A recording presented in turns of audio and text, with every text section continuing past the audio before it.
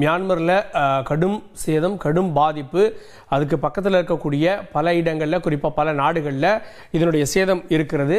ஒருபுறம் நம்ம காட்சிகளில் பார்க்குறோம். இப்போது எங்கே நிலநடுக்கம் ஏற்பட்டிருக்கிறது அப்படின்றத வந்திருக்கக்கூடிய தகவலுடைய அடிப்படையை நம்ம பார்க்கலாம். மியான்மரில் இந்த நிலநடுக்கத்துடைய அளவு 7.7 பதிவாகி இருக்கிறது. ஏன்னா எமர்ஜென்சி அப்படின்ற இந்த குறியீட்டில் இதை காட்டியிருக்காங்க. 7.7 அப்படின்றது நமக்கு குஜராத்தில் 2001 பெரிய நிலநடுக்கத்தை பார்த்துருப்பீங்க. சமீபத்திய காலத்தில் இந்தியாவில் ஏற்பட்ட பெரிய நிலநடுக்கம் அதுதான். அதை விட ஒரு புள்ளி அதிகமானது, அதாவது 0.1 அப்படின்ற அளவு அதிகமானது. அப்போ சேதம் மிக கடுமையாக இருக்கும்.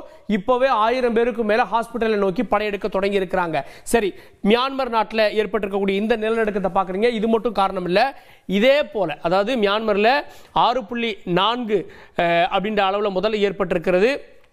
20 கிலோமீட்டர் அப்படின்ற அளவில் ஏற்பட்டிருக்கிறது. அதே போல் காலையிலே ஒரு எர்த்குவேக் இருந்திருக்கிறது. எங்கே அப்படின்னா போர்ட் வில்லா அப்படின்ற பகுதியில் 6:50 அப்படின்ற அளவில் இருந்திருக்கிறது. அதே போல் பார்த்தீங்கன்னா காலையில் 6:04 ஒன்று இருந்திருக்கிறது. நேற்றைய தினம் ஒரு இடத்துல இருந்திருக்கிறது. நேற்று 2 இடங்களில் இருந்திருக்கிறது. 25ஆம் தேதி நியூசிலாந்தில் இருக்கிறது. ஸோ இது எல்லாம் பார்த்தீங்கன்னா தொடர்ச்சியாக நம்ம சின்ன சின்னதாக பார்த்துட்டு இருக்கோம். அதனுடைய பெரிய விளைவு தான் இன்னைக்கு 7.7 மாறி இருக்கிறது.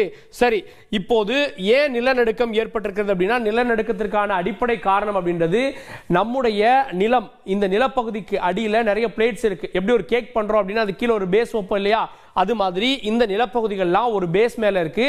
அந்த பேஸ் மேல, அதாவது அந்த பேஸ்கள் தான் நகரும். அதுக்கு மேல இருக்கக்கூடிய மண்ணும் அதோடு சேர்ந்து, அதாவது தரையும் சேர்ந்து நகரும்.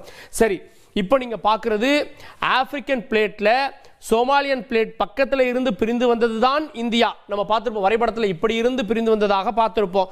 இந்த பகுதி கூட இனி வரக்கூடிய நாட்களில் பிரிந்து வரும்னு சொல்றாங்க. இந்தியன் பிளேட்டும் ரஷ்யன் பிளேட்டும் இது பெரிய அளவிலான பிளேட். இதுக்குள்ள சப் பிளேட்ஸ் அப்படின்னு சொல்லிட்டு சின்ன சின்ன பிளேட்டுகள், தட்டுகள் இருக்கு. இவ்வாறு இங்கிருந்து சோமாலியன் பிளேட்ல இருந்து இப்படியே மோதி உருவானது தான் இமயமலை தொடர். இமயமலை தொடர் மோதி இங்கே உருவாகிறது. இதுக்கு பக்கத்தில் இருக்கக்கூடிய பகுதிகளில் தான் இப்ப நிலநடுக்கம் ஏற்பட்டிருக்கிறது. எங்க அப்படின்னா ரஷ்யன் பிளேட் அப்படின்னு சொல்லக்கூடிய இந்த பிளேட்டினுடைய எண்டில் இந்தியன் பிளேட்டினுடைய, அதாவது ஹிமாலயன் அந்த ரீஜியன், அதுக்கு பக்கத்தில் இது ஏற்பட்டிருக்கிறது. ஸோ இங்கே இருக்கக்கூடிய பிளேட்டும் இங்கே இருக்கக்கூடிய பிளேட்டும் அழுத்தி அதன் மூலமாக இந்த நிலநடுக்கம் ஏற்பட்டிருக்கிறது. எத்தனை கிலோமீட்டர் ஆழத்தில், எந்த அளவில் அப்படின்றதெல்லாம் இன்னும் விஞ்ஞானிகள் கணிச்சுட்டு இருப்பாங்க. ஸோ இது ஒரே நேரத்தில் ஏற்பட்டதில்லை. சின்ன சின்ன எர்த்குவேக் எல்லாம் அதனுடைய அறிகுறிகள். ஆனால் இப்போ ஏற்பட்டிருக்கக்கூடியது பெரிய அளவிலானது. நம்முடைய திரு ஹரிகரன் அவர்கள் சொன்ன மாதிரி இப்போ ஏற்பட்டிருக்கக்கூடிய நிலநடுக்கத்துக்கு அடுத்து 5 முறை உணரப்பட்டிருக்கு அப்படின்றாங்க.